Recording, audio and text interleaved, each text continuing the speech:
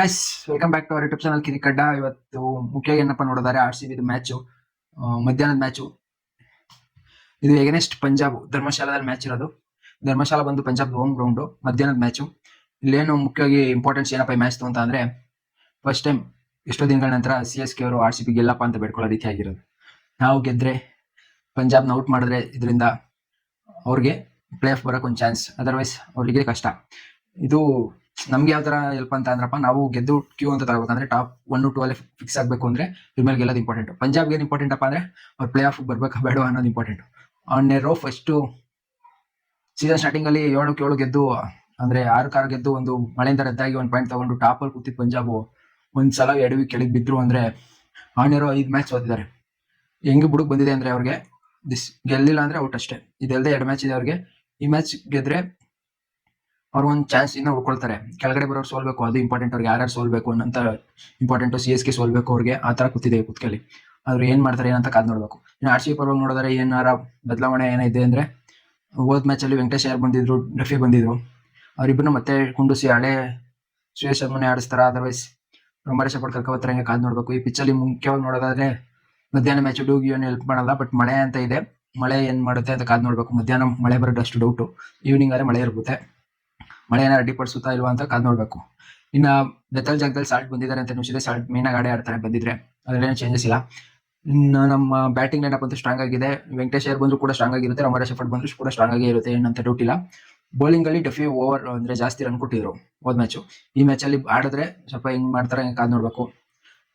ಇನ್ನ ಅವ್ರ ಕಡೆ ಪಂಜಾಬ್ ಕಡೆ ನೋಡಿದ್ರೆ ಬೌಲಿಂಗ್ ಅಂತೂ ಫುಲ್ ವೀಕ್ ಆಗ್ಬಿಟ್ಟಿದೆ. ಅವ್ರಿಗೆ ಎಷ್ಟು ಹೊಡೆದ್ರು ವಾಪಸ್ ಹೊಡ್ಸ್ಕೊಳ್ತಾರೆ.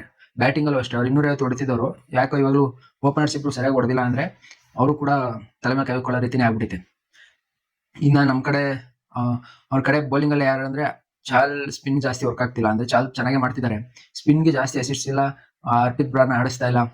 ಇನ್ನ ಮೇನ್ ಬೌಲರ್ ಅವ್ರಿಗೆ ಮಾರ್ಕೋ ಹ್ಯಾನ್ಸನ್ ಕಾಸ್ಟ್ಲಿ ಆಗಿದ್ದಾರೆ. ಹರ್ಷದೀಪ್ ಸಿಂಗ್ ಹೋದ್ ಮ್ಯಾಚ್ ಪರವಾಗಿಲ್ಲ, ಚೆನ್ನಾಗಿ ಮಾಡೋರೆ. ಈ ಮ್ಯಾಚ್ ಮತ್ತೆ ಅವರು ಹೆಂಗ್ ಮಾಡ್ತಾರೆ ಕಾದ್ ನೋಡ್ಬೇಕು. ಅವ್ರು ಇನ್ನೊಂದು ಏನ್ ತಪ್ಪು ಮಾಡ್ತಿದ್ದಾರೆ ಅಂದ್ರೆ, ವೈಶಾಖ್ ವಿಜಯ್ ಕುಮಾರ್ ರನ್ ಕೊಟ್ಟರು ವಿಕೆಟ್ ತೆಗೆದು ಮೂಮೆಂಟಮ್ ಇಟ್ಕೊಂತಿದ್ರು. ಅವ್ರನ್ನ ಆಡಿಸ್ತಾನೆ ಇಲ್ಲ. ಗೆಲ್ಲೋ ಮ್ಯಾಚ್ ಅಲ್ಲ ಅವ್ರು ಇರ್ತಿದ್ರು, ಸೋಲೋ ಮ್ಯಾಚ್ ಅಲ್ಲಿ ಅವ್ರಿಲ್ಲ. ಅವ್ರನ್ನ ಆಡಿಸ್ತಾನೆ ಇಲ್ಲ, ಟ್ರೈ ಮಾಡ್ತಾ ಇಲ್ಲ. ಏನಾರ ಚೇಂಜಸ್ ಮಾಡ್ಲೇಬೇಕು, ಇಲ್ಲಾಂದ್ರೆ ಕಷ್ಟ ಅವ್ರಿಗೆ.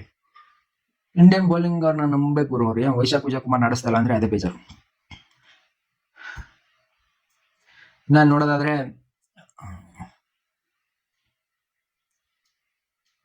ಇನ್ನ ನಾವು ಪಂಜಾಬ್ ಲಾಸ್ಟ್ ಮೀಟ್ ಮಾಡಿದ್ದು ಅಂದ್ರೆ ಫೈನಲ್ ಅಲ್ಲಿ, ಹೋದ ವರ್ಷ ಫೈನಲ್ ಅಲ್ಲಿ. ಅದು ನಾವು ಪಂಜಾಬ್ನ ಮೀಟ್ ಮಾಡಿದ್ ನೋಡಿದ್ರೆ ಲಾಸ್ಟ್ ಮೀಟ್ ಮಾಡಿದ್ದು ಹೋದ ವರ್ಷ ಫೈನಲ್ ಅಲ್ಲಿ. ಅದು ನಾವು ಕಪ್ ಗೆದ್ದಿದ್ದು ಅಹಮದಾಬಾದ್ ಅಲ್ಲಿ. 198ನ ಹೆಂಗೆ ಡಿಫೆಂಡ್ ಮಾಡ್ಕೊಂಡಿದ್ದು, ಅವ್ರಿಗೆ ಪ್ರೆಷರ್ ಅಲ್ಲಿ ಹೆಂಗ್ ಹೊಡೆದಿದ್ದು ಅಂತ ನೆನ್ಸ್ಕೊಂಡ್ರೆ ಭಯ ಆಗುತ್ತೆ ಪಂಜಾಬ್ ಅವ್ರಿಗೆ. ಅವ್ರ ಡೌನ್ ಫಾಲ್ ಎಲ್ಲಿ ಈ ಸೀಸನ್ ಸ್ಟಾರ್ಟ್ ಆಗಿದ್ದು ಅಂದ್ರೆ 49 1 ವಿಕೆಟ್ ಅಂತ, 1 ವಿಕೆಟ್ 49 ರನ್ ಅಂತ RCB ನ ಟ್ರೋಲ್ ಮಾಡಕ್ ಹಾಕಿದ್ರು ಮಧ್ಯ ಮ್ಯಾಚ್ ನಡಿಬೇಕಾದ್ರೆ. ಯಾರು ಈ ತರ RCB ಟ್ರೋಲ್ ಮಾಡಿ ನಿಂತವರು ಅವರೆಲ್ಲ ಡೌನ್ ಫಾಲ್ ನೋಡಿದ್ದಾರೆ ಈ ಸೀಸನ್ ಅಲ್ಲಿ. ಆ ತರ ಆಗಿದೆ. KKR ಕೂಡ ಸೀಸನ್ ಸ್ಟಾರ್ಟಿಂಗ್ ಇಂದಾನೆ ಅನುಭವಿಸ್ತಾರೆ. ಅವ್ರು ಈಗಲೂ ಒಂದು ಚಾನ್ಸ್ ಇದೆ ಅವ್ರ ಮೇಲೆ, ಅದು ಶ್ರೇಯಸ್ ಅಯ್ಯರ್ ಕ್ಯಾಪ್ಟನ್ಸಿ ಮೇಲೆ. ಶ್ರೇಯಸ್ ಅಯ್ಯರ್ ಕ್ಯಾಪ್ಟನ್ಸಿನ ಹೋಗ್ಲಿದ್ರು, ಎಲ್ಲ ಮಾಡಿದ್ರು, ಎಲ್ಲ ಏನ್ ಗುರು ಇಂಡಿಯನ್ ಕ್ಯಾಪ್ಟನ್ ಸೂರ್ಯಕುಮಾರ್ ತೆಗ್ದಾಕ್ಬೇಕು, ಅವರೇ ಬರ್ಬೇಕು ಅಂತ ದೊಡ್ಡ ಮಾತುಗಳು ಆಡಿದ್ರು. ಇವಾಗ ಮಾತಾಡಿದವರೇ ವಿರುದ್ಧವಾಗಿ ಮಾತಾಡಂಗ ಆಗಿದೆ. ಇನ್ನು ಅವರು ಬೌಲಿಂಗ್ ಅಲ್ಲಿ ಅಷ್ಟು ಚೇಂಜಸ್ ಮಾಡ್ತಿಲ್ಲ. ಅಂದ್ರೆ ಯಾವಾಗ DC ಮೇಲೆ ಅವರು 260 ಚದರ ಹೊಡೆದು ಮತ್ತೆ ಅಷ್ಟು ವಾಪಸ್ ಹೊಡ್ಸ್ಕೊಂಡು ಅದ್ರ ಗೆದ್ರು. ಬೌಲಿಂಗ್ ಅಲ್ಲಿ ಅಷ್ಟು ವೀಕ್ನೆಸ್ ಅಲ್ಲಿಂದಾನೆ ಸ್ಟಾರ್ಟ್ ಆಯ್ತು. ಫೀಲ್ಡಿಂಗ್ ಅಲ್ಲೂ ಅಲ್ಲೇ ವೀಕ್ನೆಸ್ ಸ್ಟಾರ್ಟ್ ಆಗಿದೆ. ಎಷ್ಟು ಹೊಡೆದ್ರು ವಾಪಸ್ ಹೊಡ್ಸ್ಕೊತಾರೆ, ತೂತ್ಕೊಂಡು ಮಾಡ್ತಾರೆ, ವಿಕೆಟ್ ಇಂಪಾರ್ಟೆಂಟ್ ಕ್ಯಾಚ್ ಬಿಡ್ತಾರೆ ಅಂದ್ರೆ ಮ್ಯಾಚ್ ಅಲ್ಲಿ ಗೆಲ್ಲಕ್ಕಾಗುತ್ತೆ. ಇನ್ನು RCB ಫಸ್ಟ್ ಟೈಮ್ ಮೀಟ್ ಮಾಡ್ತಾರೆ ಪಂಜಾಬ್ನ, ಬಟ್ ವೀಕ್ ಆಗಿರೋ ಟೈಮಲ್ಲಿ ಮೀಟ್ ಮಾಡ್ತಿದ್ದಾರೆ. ಅವ್ರ ಪ್ರೆಷರ್ ಅವ್ರ ಫುಲ್ ಪಂಜಾಬ್ ಗೆಲ್ಲದ, ಅವರು ವಾಪಸ್ ಕಮ್ ಬ್ಯಾಕ್ ಮಾಡೋದು ಅಷ್ಟು ಈಸಿನೂ ಇರಲ್ಲ. ಆದ್ರೆ 1 ಮ್ಯಾಚ್ ಅಟ್ ಎ ಟೈಮ್ ಅಂತ ತಗೊಂಡು ಆಡಿದ್ರೆ ಗೆಲ್ಬಹುದು, ಅವ್ರಿಗೂ ಏನ್ ಅಷ್ಟು ಕಷ್ಟ ಅಲ್ಲ. ಬಟ್ ಈಗ ಅವ್ರಿಗೆ ಸೋತ್ರೆ ಉಂಟು, ಆಚೆ ಹೋಗ್ಬಿಡ್ತೀವಿ ಅನ್ನೋ ಪ್ರೆಷರು, ಇದು ಸೋತ್ಬಿಟ್ರೆ 6ನೇ ಮ್ಯಾಚ್ ಅನ್ನೋ ಪ್ರೆಷರು, ತುಂಬಾ ಒತ್ತಡದಲ್ಲಿ ಅಂತ ಇರ್ತಾರೆ. ಅವ್ರ ಅಶ್ವಿನ್ ಅವ್ರ ಕ್ಯಾಪ್ಟನ್ ಆಗಿರೋದಾಗ ಪಂಜಾಬ್ಗೆ ಅವಾಗ್ಲೂ ಒಂದ್ ಸೀಸನ್ ಹಿಂಗೆ ಆಯ್ತು. 6 ಗೆದ್ದು ಕೊನೆಲೆಲ್ಲ ಸೋತು ಪ್ಲೇ ಆಫ್ ಇಂದಾನೆ ಆಚೆ ಹೋಗಿದ್ರು. ಆ ತರ ಸೈಕ್ ಟೀಮ್ ಅದು. ಈ ಸೀಸನ್ ಏನ್ ಮಾಡ್ತಾರೆ ಅಂತ ಕಾದ್ ನೋಡ್ಬೇಕು ಗೈಸ್. ಇನ್ನು ಧರ್ಮಶಾಲಾ ಅಂತೂ ಬ್ಯೂಟಿಫುಲ್ ಗ್ರೌಂಡ್.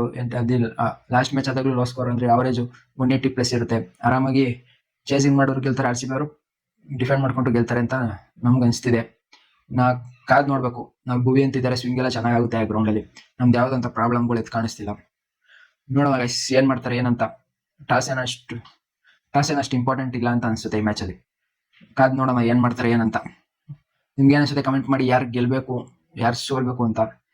RCB ಗೆದ್ದು ಪಂಜಾಬ್ ನಾಚೆ ಹಾಕಿ CSK ನ ಒಳಗಡೆ ಕರ್ಸ್ಕೊತಾರ, ಅಥವಾ ಸೋತು ಇವರೇ ಪಾಯಿಂಟ್ಸ್ ಟೇಬಲ್ ಕೆಳಗಡೆ ಇಳಿತಾರ ಅಂತ ನೋಡ್ಬೇಕು. ನಾವಂತೂ ಟಾಪಲ್ಲಿ ಇರಬೇಕು. ಟಾಪಲ್ಲಿ ಕುತ್ಕೋಬೇಕು ಅಂದ್ರೆ ಹೊಡಿಲೇಬೇಕು. ಇವ್ರನ್ನ ಆದ್ಮೇಲೆ SRH ಮೇಲೆ ಮ್ಯಾಚ್ ಇದೆ, ಅವ್ರನ್ನೂ ಕೂಡ ಹೊಡಿಲೇಬೇಕು.